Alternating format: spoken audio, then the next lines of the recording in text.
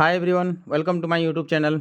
आज हम लोग एनसीईआरटी क्लास 10 के शॉर्ट नोट चैप्टर नंबर 7 का अध्ययन करेंगे।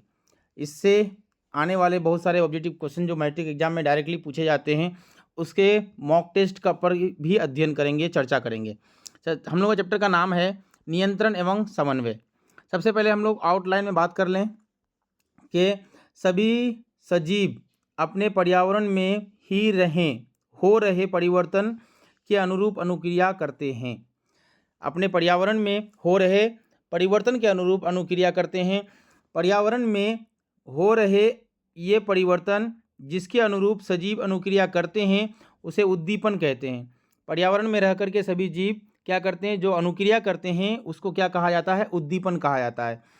जैसे कि प्रकाश, ऊष्मा, ठंडा, ध्वनि, सुगंध, स्पर्श आदि। पौधे एवं जंतु अलग अलग प्रकार से उद्दीपन के अनुक्रिया के प्रति अनुक्रिया करते हैं, अलग अलग उद्दीपन होता है। उसके बाद बात कर लेते हैं हम लोग जंतुओं में नियंत्रण एवं समन्वय। तो जंतुओं में नियंत्रण और समन्वय कैसे होता है, तो तंत्रिका तंत्र द्वारा होता है और अंतःस्रावी ग्रंथियों द्वारा होता है। अंतःस्रावी ग्रंथियां उत्सर्जित करती हैं हार्मोन। ये हार्मोन उत्सर्जित करती हैं, हार्मोन के द्वारा इसमें नियंत्रण और समन्वय होता है। चलते हैं आगे बात करते हैं तंत्रिका तंत्र। तंत्रिका तंत्र नियंत्रण एवं समन्वय तंत्रिका एवं पेशीय उत्तक द्वारा प्रदान किया जाता है। तंत्रिका तंत्र तंत्रिका कोशिकाओं या न्यूरॉन। तंत्रिका तंत्र का इकाई क्या है, न्यूरॉन है, याद रखिएगा, ऑब्जेक्टिव क्वेश्चन पूछा जाता है। के संकेत संगठित जाल का बना होता है और ये सूचनाओं को विद्युत आवेग के द्वारा शरीर में एक भाग से दूसरे भाग तक ले जाता है। न्यूरॉन जो होता है सबसे लंबी कोशिका है, हमारे जंतु के शरीर की सबसे लंबी कोशिका न्यूरॉन है, या तंत्रिका कोशिका भी लिख सकते हैं इसको।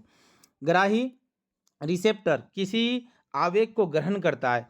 उसके बाद ग्राही तंत्रिका कोशिका के विशिष्टीकृत सिरे होते हैं जो वातावरण के सूचनाओं को पता लगाते हैं, और ग्राही हमारी ज्ञानेंद्रियों में स्थित होते हैं।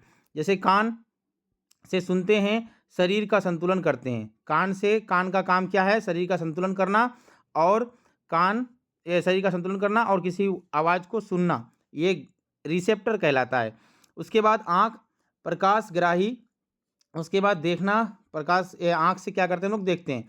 त्वचा तापग्राही, ताप का अनुभव करते हैं, गर्म और ठंडा है, ये स्पर्श का भी अनुभव करते हैं। आगे बात करते हैं नाक घ्राणग्राही, मतलब किसी चीज़ को सूंघते हैं, गंध का पता लगाते हैं। जीभ रस संवेदी ग्राही है और स्वाद का पता लगाते हैं हम लोग। सबसे पहले बात कर लेते हैं तंत्रिका कोशिका या न्यूरॉन के बारे में। यह तंत्रिका तंत्र में संरचनात्मक एवं क्रियात्मक इकाई है। तंत्रिका तंत्र का संरचनात्मक एवं क्रियात्मक इकाई को क्या कहते हैं, तो याद रखिएगा न्यूरॉन या तंत्रिका कोशिका। न्यूरॉन का स्ट्रक्चर इस प्रकार दिखाया गया है। कभी कभी ऑब्जेक्टिव सब्जेक्टिव में 2 नंबरिया वाला में या 5 नंबरिया वाला में पूछ लिया जाता है कि एक न्यूरॉन का सचित्र नामांकन चित्र बनाएं। तो न्यूरॉन एक ताराकार रचना होती है और इसके रिसेप्टर जो होते हैं ना, ये इसको द्रुमिका कहते हैं या इसको रिसेप्टर्स भी कहते हैं। याद रखिएगा, ये एक्सॉन का काम करता है। उसके बाद इसके कई पॉइंट्स हैं, इसको थोड़ा चर्चा कर लेते हैं। तंत्रिका कोशिका न्यूरॉन के भाग: दुम्रिका, कोशिका काय, तंत्रिका अक्ष या एक्सॉन। उसके बाद सिनेप्स या अंतर्ग्रथन, प्रतिवर्ती क्रिया, इसका स्क्रीनशॉट ले लीजिए, इसका डेफिनेशन कभी कभी पूछता है, याद रखिएगा। चलते हैं हम लोग आगे बढ़ते हैं। उसके बाद किसी गर्म वस्तु को छूने पर हाथ को पीछे हटा लेना, प्रतिवर्ती चाप, वो न्यूरॉन के द्वारा होता है। प्रतिवर्ती क्रिया के दौरान विद्युत आवेग जिस पथ से चलती है उसे क्या कहते हैं, प्रतिवर्ती चाप कहते हैं। प्रतिवर्ती चाप का डेफिनेशन क्या है, प्रतिवर्ती क्रिया के दौरान विद्युत आवेग जिस पथ पर चलती है उसको क्या कहते हैं, प्रतिवर्ती चाप कहते हैं। कोई घटना घटता है यहाँ पर, ऊष्मा मान के चलो, कोई हम चमड़े हमारी स्किन में क्या होता है, गर्म महसूस होती है, ग्राही अंग उसको ग्रहण करता है। उसके बाद मेरुरज्जु को खबर भेजता है। मेरुरज्जु से मस्तिष्क तक जाता है, मस्तिष्क उसके हाथ को सूचना देती है और वो अनुभव होता है जहाँ पर हमको गर्म का, उससे हाथ को हटा लेते हैं हम लोग। ये ऐसी प्रतिवर्ती चाप द्वारा क्रिया आवेग का ग्रहण होता है। उसके बाद अनुक्रिया 3 प्रकार की होती हैं, क्या, ऐच्छिक, अनैच्छिक और प्रतिवर्ती क्रिया। ऐच्छिक क्रिया जो होती है अग्र मस्तिष्क द्वारा नियंत्रित की जाती है, जैसे लिखना, ये ऐच्छिक क्रिया है। अनैच्छिक क्रिया मध्य एवं पश्च मस्तिष्क द्वारा नियंत्रित की जाती है श्वसन, दिल का धड़कना। ये अनैच्छिक क्रिया है, ये चलते रहेगा हमेशा, हम इच्छा के अनुसार नहीं, इसे हम लोग अपने हमेशा चलते रहता है। ये अनैच्छिक क्रिया है, जैसे छींक का आना, खांसना, ये अनैच्छिक क्रिया है। प्रतिवर्ती क्रिया मेरुरज्जु द्वारा नियंत्रित होती है, जैसे गर्म वस्तु छूने पर हाथ हटा लेना, ये प्रतिवर्ती क्रिया द्वारा होती है। इसका स्क्रीनशॉट ले लीजिए और आगे बढ़ते हैं हम लोग। प्रतिवर्ती क्रिया की आवश्यकता। प्रतिवर्ती क्रिया का आवश्यकता क्यों होता है? कुछ परिस्थितियों में, जैसे गर्म वस्तु को छूने पर, पैनी वस्तु चुभने पर आदि, हमें तुरंत क्रिया करनी होती है, वरना हमारे शरीर को क्षति पहुंच सकती है। यह अनुक्रिया मस्तिष्क के स्थान पर मेरुरज्जु से उत्पन्न होती है, जो जल्दी होती है। मानव तंत्रिका तंत्र, केंद्रीय तंत्रिका तंत्र और परिधीय तंत्रिका तंत्र। केंद्रीय तंत्रिका तंत्र दो भाग में बटा होता है, एक मस्तिष्क, दूसरा मेरुरज्जु। परिधीय तंत्रिका तंत्र दो भाग में बटा होता है, क्या? एक कपाल तंत्रिका तंत्र या मस्तिष्क से निकलती है, और एक है मेरु तंत्रिका तंत्र, मेरु तंत्रिका मेरुरज्जु से निकलती है, याद रखिएगा। आगे बढ़ते हैं हम लोग मानव मस्तिष्क के बारे में। ये सबसे इंपॉर्टेंट टॉपिक है, मानव मस्तिष्क। मानव मस्तिष्क तीन भाग में बटा होता है, एक अग्र मस्तिष्क, मध्य मस्तिष्क और पश्च मस्तिष्क। अग्र मस्तिष्क, ये मस्तिष्क का सबसे बड़ा, अधिक जटिल एवं विशिष्ट भाग है। यह परमस्तिष्क है, इसको परमस्तिष्क भी कहते हैं या अग्र मस्तिष्क भी कहते हैं, याद रखिएगा। इसका इंपॉर्टेंट कार्य क्या है? सबसे पहला कार्य है, मस्तिष्क का मुख्य सोचने वाला भाग है, ऐच्छिक कार्य को नियंत्रित करने वाला भाग है, सूचनाओं को याद रखने वाला भाग है, शरीर के विभिन्न हिस्सों से सूचनाओं को एकत्रित करना एवं उनका समायोजन करना, भूख से संबंधित केंद्र, सब चीज़ ये अग्र मस्तिष्क द्वारा होता है। इसको सेरिब्रम भी कहते हैं, सेरिब्रम कहते हैं। आगे बढ़ते हैं। मध्य मस्तिष्क अनैच्छिक क्रियाओं को नियंत्रित करता है, जैसे पुतली के आकार में परिवर्तन, सिर, गर्दन आदि की प्रतिवर्ती क्रिया। पुतली के आकार में परिवर्तन, ये वाला बात हम लोग प्रकाश चैप्टर में पढ़े थे। जैसे आँख का एक मिड पॉइंट होता है, काला वाला भाग के अंदर में एक क्या होता है, पुपिल होता है, ये तेज प्रकाश में सिकुड़ जाती है, और कम प्रकाश में क्या होती है, ये फैल जाती है। ये पुतली है, आँख के मध्य वाला भाग। आगे बढ़ते हैं। पश्च मस्तिष्क, इसके तीन भाग होते हैं, एक अनुमस्तिष्क, एक मेडुला और पॉन्स वेरोलाई या पॉन्स भी कह सकते हैं इसको। अनुमस्तिष्क शरीर के संस्थिति का संतुलन बनाना, ऐच्छिक क्रियाओं की परिशुद्धि, उदाहरण पैन उठाना। मेडुला अनैच्छिक कार्यों का नियंत्रण, जैसे रक्तचाप और वमन आदि। अनैच्छिक क्रियाओं जैसे श्वसन का नियंत्रण, पॉन्स वेरोलाई द्वारा क्या होता है, श्वसन का नियंत्रण होता है। मेडुला ऑब्लोंगेटा द्वारा रक्तचाप, ब्लड प्रेशर का कंट्रोल होता है। अनुमस्तिष्क शरीर का संतुलन करता है, बनाता है, और ऐच्छिक क्रियाओं के परिशुद्धि करता है। आगे बात याद रखिएगा, इसका स्क्रीनशॉट ले लीजिए। आगे बढ़ते हैं। मस्तिष्क का ये स्ट्रक्चर है, बनावट है, ये इसका फिगर कभी कभी आता है क्वेश्चन में। आगे बढ़ते हैं। मस्तिष्क एवं मेरुरज्जु, मेरुरज्जु की सुरक्षा। मस्तिष्क, ये है मेरुरज्जु। मस्तिष्क एक हड्डियों के बॉक्स में अवस्थित होता है। बॉक्स के अंदर तरल पूरित गुब्बारे में मस्तिष्क होता है, जो प्रघात अवशोषक का कार्य करता है। मेरुरज्जु की सुरक्षा कशेरुक दंड या रीढ़ की हड्डी करती है। आगे बढ़ते हैं। तंत्रिका उत्तक एवं पेशी उत्तक के बीच समन्वय, इसका स्क्रीनशॉट ले लीजिए। आगे बढ़ते हैं। फिर से हम लोग, इसमें कुछ इंपॉर्टेंट चीज़ नहीं है जो पढ़ाएंगे हम लोग, मेन इंपॉर्टेंट चीज़ है पौधों में समन्वय। पौधों में समन्वय ये इंपॉर्टेंट चीज़ है। पौधों में गति, वृद्धि की गति पर निर्भर ना होना, वृद्धि पर निर्भर गति। उद्दीपन के लिए तत्काल अनुक्रिया, वृद्धि पर निर्भर ना होना। पौधे विद्युत रासायनिक साधन का उपयोग कर सूचनाओं को एक कोशिका से दूसरी कोशिका तक पहुंचाता है।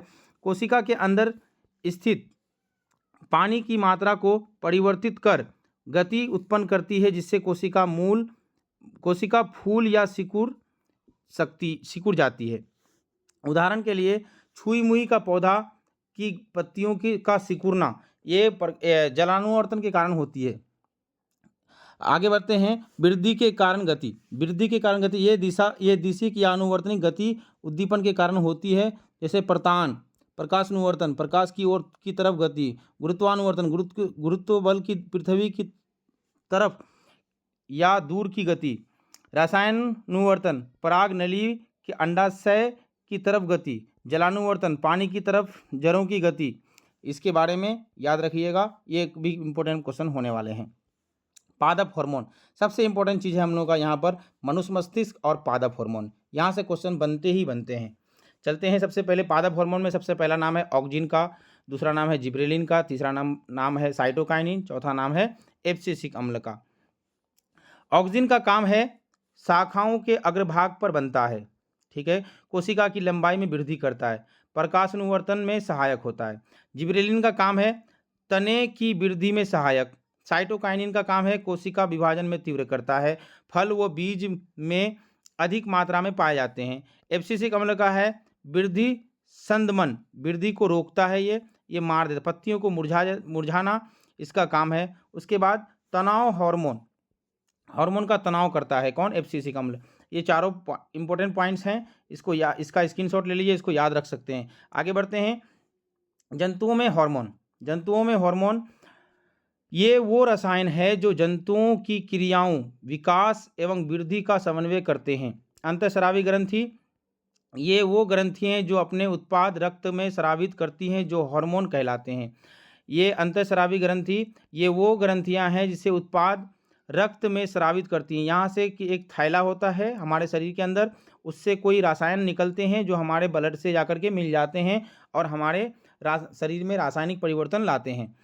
उसके बाद बात करते हैं हम लोग, कई तरह के हैं अंतःस्रावी ग्रंथि से निकलने वाले हार्मोन, कई प्रकार के होते हैं। यहाँ पर दिखाया गया है 5 प्रकार के। थायरोक्सिन सबसे पहला है थायरोक्सिन, वृद्धि हार्मोन, एड्रिनलिन, इंसुलिन, लिंग हार्मोन।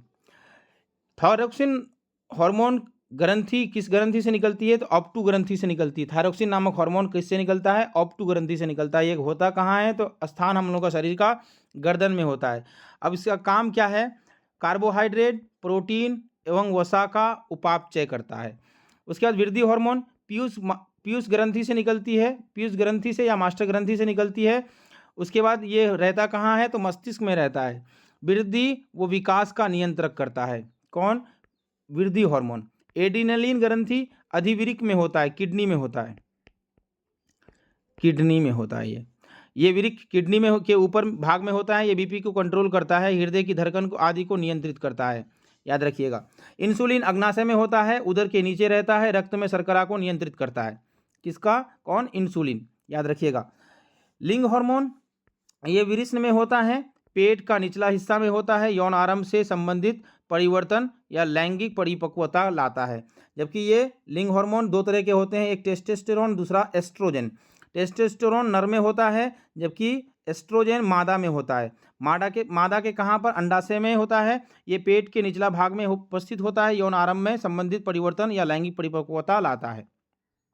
उसके बाद आयोडीन युक्त नमक, पोटेशियम आयोडाइड मिला हुआ नमक, NaCl में पोटेशियम आयोडाइड जब मिला देते हैं, NaCl में पोटेशियम आयोडाइड Ki या KiO3, पोटेशियम आयोडाइड या पोटेशियम आयोडेट, ये कहाँ से निकलते हैं, ये थायरोक्सिन नामक हार्मोन से ग्रंथि से निकलते हैं। थायरोक्सिन नामक हार्मोन निकलते हैं, ये आयोडीन की आवश्यकता होती है। थायरोक्सिन इसको निकालने के लिए पोटेशियम आयोडीन नामक सोडियम क्लोराइड या नमक का उपस्थित होना जरूरी है, नहीं तो ये नहीं निकलेगा। मधुमेह, डायबिटीज, ये एक बीमारी, इस बीमारी में रक्त की शर्करा का स्तर बढ़ जाता है, कारण अग्नाशय ग्रंथि से स्रावित इंसुलिन हार्मोन की कमी के कारण होता है। इंसुलिन रक्त में शर्करा को नियंत्रित करता है। उसके बाद निदान, इस इंसुलिन हार्मोन का इंजेक्शन, अगर इसमें किसी का इंसुलिन नहीं निकलता है अग्नाशय से, तो इसका निदान के लिए, इसका उपचार के लिए इंसुलिन नामक हार्मोन का इंजेक्शन लिया जाता है। उसके बाद बात करते हैं हम लोग, ये चैप्टर मेरा क्लोज हो गया, ख़त्म हो गया। इसमें से VVI जो ऑब्जेक्टिव क्वेश्चन है, VVI ऑब्जेक्टिव क्वेश्चन मैं मॉक टेस्ट में करा रहा हूँ। चलते हैं मॉक टेस्ट स्टार्ट करते हैं। क्या है सबसे पहला प्रश्न, सबसे पहला प्रश्न है हार्मोन स्रावित होता है। तो अभी हम लोग पढ़े हार्मोन कहाँ से स्रावित होता है, तो अंतःस्रावी ग्रंथि से स्रावित होता है हार्मोन। चलते हैं आज की क्लास का दूसरा क्वेश्चन लेते हैं। मॉक टेस्ट का दूसरा क्वेश्चन क्या है, ग्वाइटर अथवा घेघा रोग पनपता है, ग्वाइटर अथवा घेगा रोग पनपता है चीनी की कमी से नहीं, आयोडीन की कमी से। बिल्कुल सही आंसर ऑप्शन नंबर बी होने वाला है। चलते हैं आगे अगला नंबर क्वेश्चन, थायरोक्सिन का स्राव कहाँ होता है? थायरोक्सिन का स्राव कहाँ होता है? थायराइड ग्रंथि में होता है, थायराइड ग्रंथि में होता है। आगे बढ़ते हैं क्वेश्चन नंबर 4, मानव में डायलिसिस थैली होती है। मानव में डायलिसिस थैली कहाँ होती है? ये नहीं होगा, ये भी नहीं होगा, न्यूरॉन भी नहीं होगा, नेफ्रॉन। नेफ्रॉन में डायलिसिस थैली होती है, थैली है तो कौन? नेफ्रॉन है। चलते हैं अगला नंबर क्वेश्चन नंबर 5, भोजन का पचना किस प्रकार का अभिक्रिया है? तो भोजन का पचना किस प्रकार का अभिक्रिया है? तो उपचयन अभिक्रिया है, उपचयन। ऑप्शन नंबर ए करेक्ट होने वाला है। चलते हैं अगला नंबर क्वेश्चन नंबर 6, कौन सा पादप नियंत्रक फल बेचने वालों द्वारा उपयोग किया जाता है? एब्सिसिक अम्ल, इथिलीन, ये वाला नहीं होगा, ये वाला भी नहीं होगा, ये जिब्रेलिन भी नहीं होगा, इथिलीन होगा। ये फल पकाने वाला हार्मोन बोलते हैं इसको, इथिलीन। ये पादप हार्मोन है, पादप हार्मोन है ये, पादप हार्मोन है ये। कौन? इथिलीन, जो फलों को पका देता है। इससे मार्केट से कैल्शियम कार्बाइड खरीद करके लाते हैं, इसमें फलों के बीच में रख करके थोड़ा सा जल का छिड़काव करते हैं और इससे क्या निकलता है? इथिलीन गैस निकलता है जो फलों को पका देता है आसानी से। क्वेश्चन नंबर 7, वह संरचना जो उद्दीपन की पहचान कराती है क्या कहलाती है? वह संरचना जो उद्दीपन की पहचान कराती है क्या कहलाता है? तो ग्राही कहलाता है, ग्राही। याद रखिएगा, काफ़ी इंपॉर्टेंट क्वेश्चन है, कई बार पूछे गए हैं।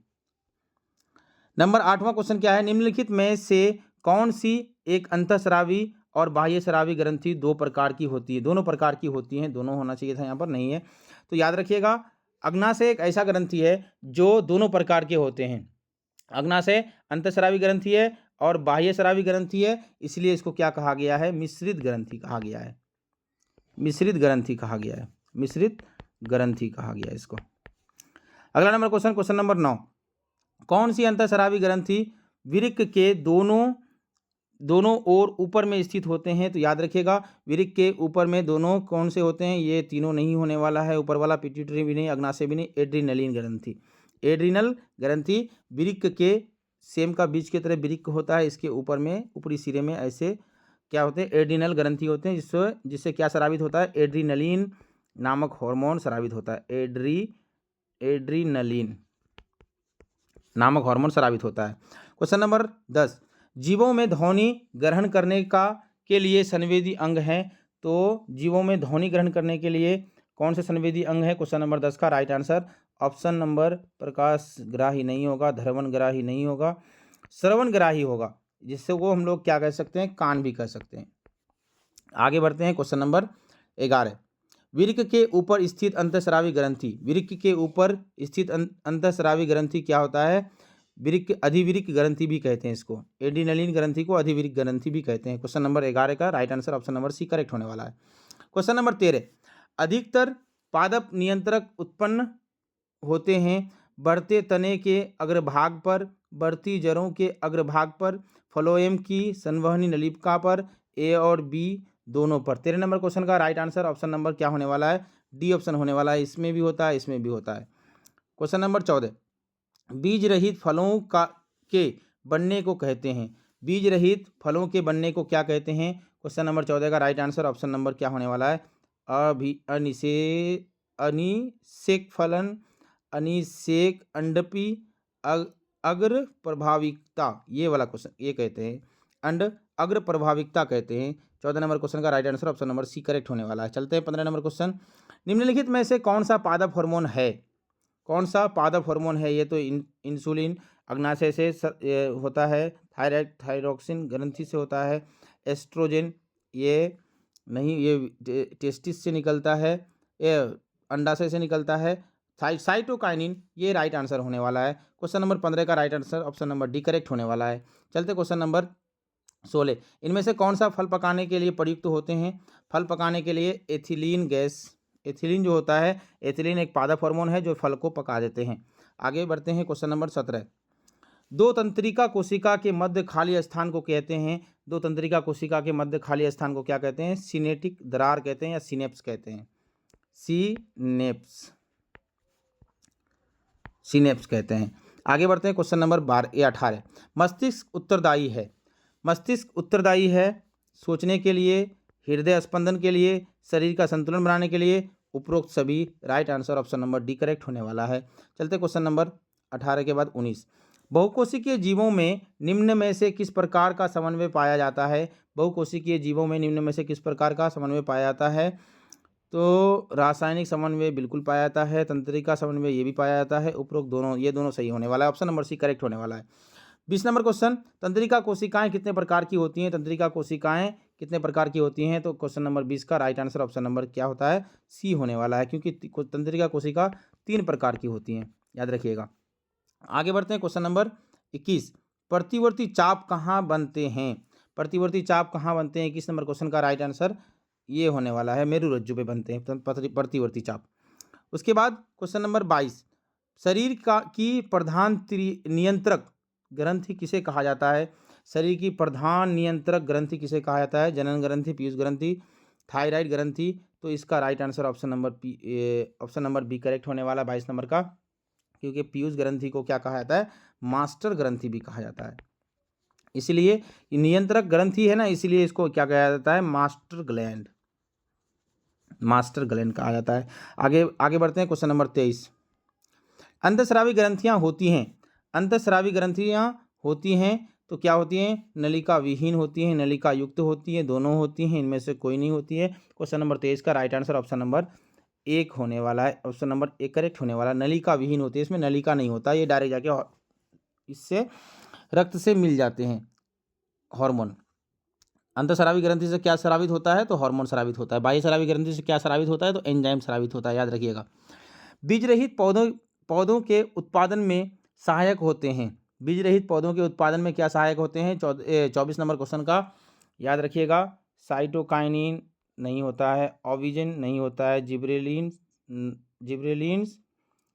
जिब्रेलिन्स होता है, ऑक्जिन होता है, तो ये ऑक्जिन लिखा हुआ है, ये भी होता है, gibberellins auxin. Option number D correct होने वाला है, याद रखिएगा। 24 नंबर क्वेश्चन का right answer option number D correct होने वाला है। इसका बी और सी दोनों सही है, इसलिए ऑप्शन नंबर डी करेक्ट होने वाला है। चलते हैं क्वेश्चन नंबर 25। थायराइड ग्रंथि की अल्प क्रियाता के कारण कौन सा रोग उत्पन्न होता है? थायराइड ग्रंथि की अल्प क्रियाता के कारण कौन सा रोग उत्पन्न होता है? थायराइड ग्रंथि से क्या निकलते हैं? थायरोक्सिन नामक हार्मोन निकलते हैं, जो हमें घेगा रोग से बचाता है। तो वामनता, अल्प क्रियता, मिक्सीडीमा और ये सभी। तो इसका 25 नंबर क्वेश्चन का right answer option number D क्या होता है? ये सब होते हैं। थायराइड ग्रंथि से थायरोक्सिन नामक हार्मोन स्रावित नहीं होगा, तो ये सभी तरह की क्रियाएं हो सकती हैं, हमें इस तरह की बीमारी का सामना करना पड़ेगा, इसलिए इसका right answer option number D correct होने वाला है। क्वेश्चन नंबर 25 के बाद 26 नंबर क्वेश्चन क्या है? अग्नाशय द्वारा निम्न में से कौन सा हार्मोन स्रावित होता है? अग्नाशय द्वारा क्या स्रावित होता है? तो इंसुलिन स्रावित होता है, ग्लूकेगान, दोनों, इनमें से कोई नहीं। तो 26 नंबर क्वेश्चन का राइट आंसर ऑप्शन नंबर क्या होने वाला है? ग्लूकेगान भी अग्नाशय से ही स्रावित होता है, याद रखिएगा। Right answer option number C correct होने वाला है, दोनों। चलते हैं क्वेश्चन नंबर 27। पत्तियों का मुरझाना किस पादप हार्मोन के कारण होता है? तो याद रखिएगा, एब्सिसिक अम्ल के कारण होता है। क्वेश्चन नंबर 27 का right answer option number C correct होने वाला है। चलते हैं अगला नंबर क्वेश्चन नंबर 28। स्रावित होने वाले हार्मोन का समय और मात्रा किस क्रियाविधि द्वारा नियंत्रित की जाती है? तो 28 नंबर क्वेश्चन का राइट आंसर ऑप्शन नंबर क्या होने वाला है? स्रवण, परिशुद्धन, अनुक्रिया, पुनर्भ्रमण, ये वाला हो सकता है, ऑप्शन नंबर डी करेक्ट होने वाला है। उसके बाद क्वेश्चन नंबर 29। जर का अधोगामी वृद्धि क्या कहलाता है? क्वेश्चन नंबर 29 का राइट आंसर क्या हो जाएगा? जर का अधोगामी वृद्धि क्या कहलाता है? गुरुत्वानुवर्तन कहलाता है। इसके गुरुत्वाकर्षण की दिशा में गति करते हैं। क्वेश्चन नंबर 29 के बाद क्वेश्चन नंबर 30। पॉन्स, मेडुला और अनुमस्तिष्क किसका हिस्सा है? तो याद रखिएगा, पश्च मस्तिष्क का हिस्सा है। 30 नंबर क्वेश्चन का राइट आंसर क्या होने वाला? ऑप्शन नंबर सी करेक्ट होने वाला, पश्च मस्तिष्क का हिस्सा है। उसके बाद 31 नंबर क्वेश्चन, निम्न में से कौन सी अनैच्छिक क्रिया नहीं है? अनैच्छिक क्रिया नहीं है कौन? तो 31 नंबर क्वेश्चन का राइट आंसर ऑप्शन नंबर क्या होने वाला है? ये तो अनैच्छिक क्रिया है, ये वमन भी अनैच्छिक क्रिया है, नहीं बोला है। चबाना अपने मर्जी से हम चबा सकते हैं, ये ऐच्छिक क्रिया इच्छा के अनुसार होता है, इसीलिए 31 नंबर क्वेश्चन का right answer option number B correct होने वाला है। 31 नंबर क्वेश्चन के बाद 32 नंबर क्वेश्चन, ऑब्टू ग्रंथि को थायरॉक्सिन हार्मोन बनाने के लिए क्या आवश्यक है? याद रखिएगा, ऑब्टू ग्रंथि को थायरॉक्सिन नामक हार्मोन बनाने के लिए किसकी आवश्यकता होती है? तो 32 नंबर क्वेश्चन का राइट आंसर सोडियम की आवश्यकता होती है, याद रखिएगा। चलते क्वेश्चन नंबर 33, मस्तिष्क का कौन सा भाग शरीर की स्थिति तथा संतुलन का अनुरक्षण करता है? तो याद रखिएगा 33 नंबर क्वेश्चन का राइट आंसर क्या होने वाला है? 33 नंबर क्वेश्चन का right answer option number C correct होने वाला है। अनुमस्तिष्क शरीर का भाग को नियंत्रण करता है, अनुमस्तिष्क संतुलन भी करता है, अनुरक्षण भी करवाता है। चलते हैं क्वेश्चन नंबर 34, पादप हार्मोन साइटोकाइनिन सहायक होते हैं। पादप हार्मोन साइटोकाइनिन किस में सहायक होते हैं? 34 नंबर क्वेश्चन का राइट आंसर क्या होने वाला है? पर्रों के अग्रभाग की लंबाई में वृद्धि, बिल्कुल सही बात है। तने की वृद्धि के लिए नहीं, पादप का प्रकाश की ओर मुड़ने के लिए नहीं, इनमें से सभी नहीं, ये ऑप्शन नंबर एक करेक्ट होने वाला है। 34 नंबर क्वेश्चन का राइट आंसर ऑप्शन नंबर एक होने वाला है। चलते हैं 35 नंबर क्वेश्चन, अनुकुंचन गति किस पौधे पर प्रमाणित की जाती है? तो याद रखिएगा, अनुकुंचन गति पादप के अनुकुंचन गति किस पौधे पर प्रमाणित की जाती है? तो याद रखिएगा 35 नंबर क्वेश्चन का राइट आंसर छुई मुई पर होती है। आगे बढ़ते हैं क्वेश्चन नंबर 36, वृक्क किस तंत्र का भाग है? वृक्क किस तंत्र का भाग है? 36 नंबर क्वेश्चन का राइट आंसर क्या हो सकता है? पाचन तंत्र का नहीं, परिसंचरण तंत्र का नहीं, उत्सर्जन का। उत्सर्जन वृक्क द्वारा होता है। हमारे शरीर में मूत्र का निर्माण होता है कौन? वृक्क के द्वारा। वृक्क में उपस्थित नेफ्रॉन ही मूत्र को क्या करते हैं? हमारे शरीर में रक्त को छानते हैं और क्षनित पदार्थ को मूत्र के जरिए मूत्राशय में इकट्ठा करते हैं और मूत्र मार्ग द्वारा बाहर निकाल देते हैं। 36 के बाद 37 नंबर क्वेश्चन, इंसुलिन की कमी के कारण कौन सा रोग उत्पन्न होता है? तो हम लोग जानते हैं डायबिटीज़ होता है। डायबिटीज़ को मधुमेह भी कहते हैं, याद रखिएगा ऑप्शन नंबर डी करेक्ट होने वाला 37 का। 38 नंबर क्वेश्चन, खोपड़ी के अग्र सिरे पर स्थित न्यूरॉन को शरीर के विभिन्न भागों से प्राप्त होता है।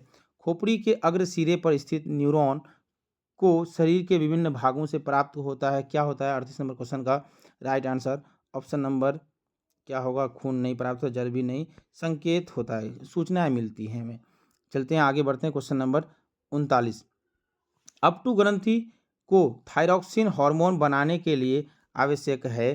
तो 39 नंबर क्वेश्चन का राइट आंसर ऑप्शन नंबर क्या होने वाला है? डी करेक्ट होने वाला है। थायरॉक्सिन नामक हार्मोन बनाने के लिए क्या चाहिए? आयोडीन चाहिए।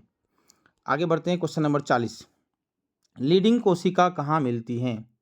लीडिंग कोशिका कहाँ मिलती हैं? तो 40 नंबर क्वेश्चन का right answer option number A correct होने वाला है। लीडिंग कोशिका कहाँ मिलती हैं? तो विरिष्ण में मिलती हैं।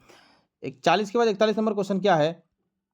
ऑक्जिन पादप हार्मोन पौधों के किस क्रिया में सहायक होता है? ऑक्जिन पादप हार्मोन पौधों के किस क्रिया में सहायक होता है? तो 41 नंबर क्वेश्चन का right answer option number A होने वाला है, वृद्धि में सहायक होता है। उसके बाद क्वेश्चन नंबर 42, तंत्रिका तंत्र का भाग है। तंत्रिका तंत्र का भाग क्या है? तो 42 नंबर क्वेश्चन का राइट आंसर ऑप्शन नंबर क्या होने वाला है? ऑप्शन नंबर डी, ये सभी होने वाला है।